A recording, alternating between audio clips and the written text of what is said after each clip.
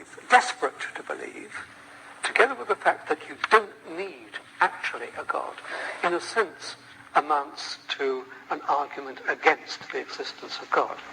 Well, I guess I don't see that. I mean, why doesn't that commit the genetic fallacy of trying to say that by explaining how a belief originates, you thereby show the belief to be false?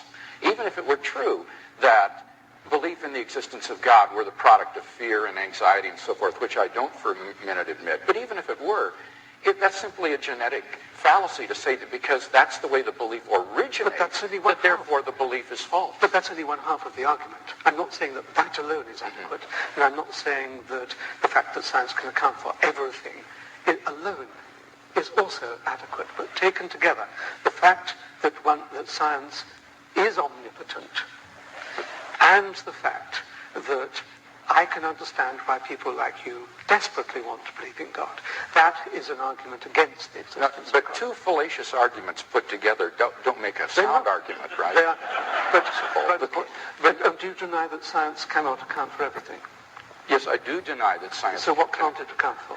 Well, had you brought that up in the debate, I had a number of examples that I was going to give. I think there are a good number of things that cannot be scientifically proven, but that we're all rational to accept. Let me list 5. Logical and mathematical truths cannot be proven by science. Science presupposes logic and math, so that to try to prove them by science would be arguing in a circle.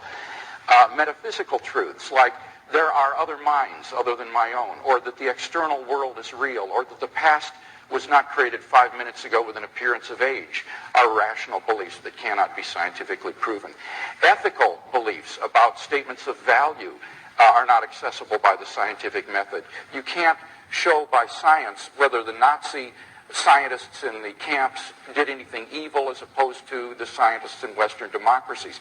Aesthetic judgments, number 4, cannot be accessed by the scientific method because the beautiful, like the good, cannot be scientifically proven. And finally, most remarkably, would be science itself. Science cannot be justified by the scientific method. Science is permeated with unprovable assumptions. For example, in the special theory of relativity, the whole theory hinges on the assumption that the speed of light is constant in a one-way direction between any 2 points A and B. But that strictly cannot be proven. We simply have to assume that in order to hold to the theory. But you're missing the whole... So put that in your pipe and smoke it. Yeah, okay. Yeah. So we are...